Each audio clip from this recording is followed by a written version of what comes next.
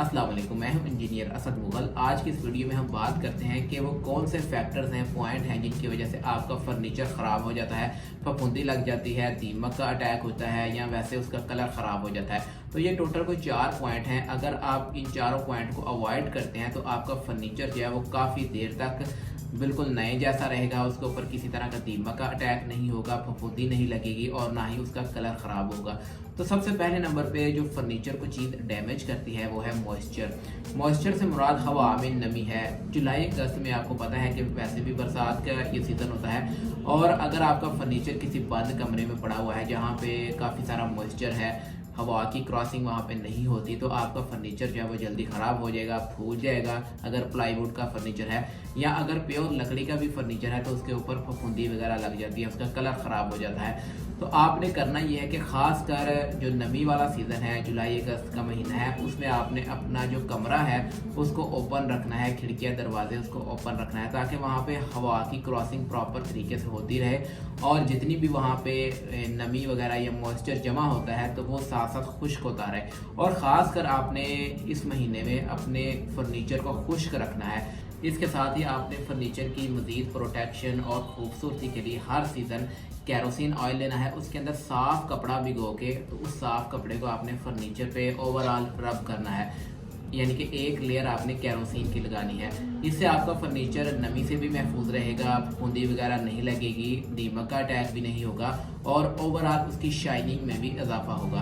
तो ये आपने एक बहुत ज़बरदस्त ट्रिक मैंने आपको बताई है, इसको लाजमी आपने हर सीज़न अप्लाई करना है। दूसरे नंबर पे आमतौर पे जो फर्नीचर में प्रॉब्लम आती है उसका कलर डल हो जाता है या कलर वैसे ही ख़राब हो जाता है या कहीं कहीं से फर्नीचर का जो कलर है, पॉलिश है, वो उतरना शुरू हो जाती है।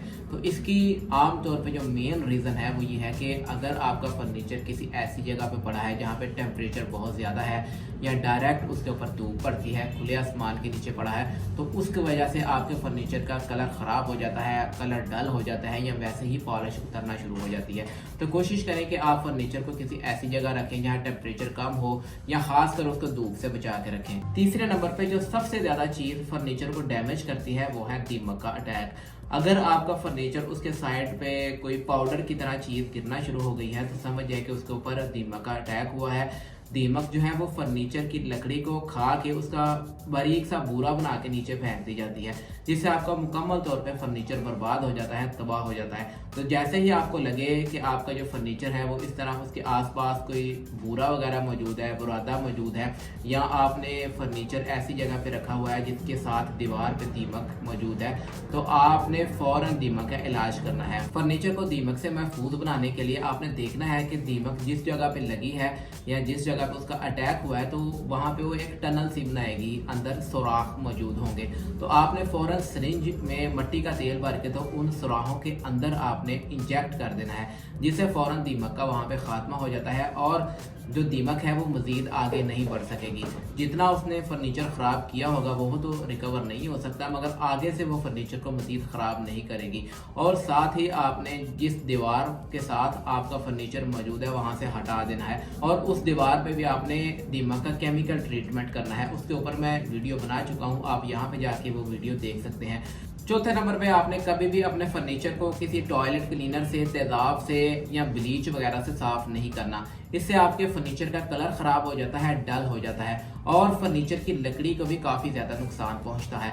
आपने जब भी अपने फर्नीचर को साफ़ करना है तो कैरोसिन ऑयल इस्तेमाल करें और उसके साथ ही आपने साफ़ कपड़ा यूज़ करना है। कपड़े के ऊपर कोई धूल मिट्टी वगैरह नहीं लगी होनी चाहिए। अगर कपड़े के ऊपर कोई धूल मिट्टी मौजूद होगी तो वो सैंड पेपर का काम करेगी। कपड़े के ऊपर धूल मिट्टी की वजह से स्क्रैचेस पड़ जाएंगे। दोस्तों, अगर आपके जहन में कोई सवाल हैं या आपको कहीं से समझ नहीं आई तो मुझे कमेंट करके ज़रूर पूछें, मैं इंशाल्लाह बर वक्त रिप्लाई करने की कोशिश करूंगा। वीडियो पसंद आए तो काइंडली लाइक ज़रूर किया करें। मिलेंगे इंशाल्लाह एक नई वीडियो के साथ, तब तक के लिए मुझे इजाज़त दें। अल्लाह हाफिज़।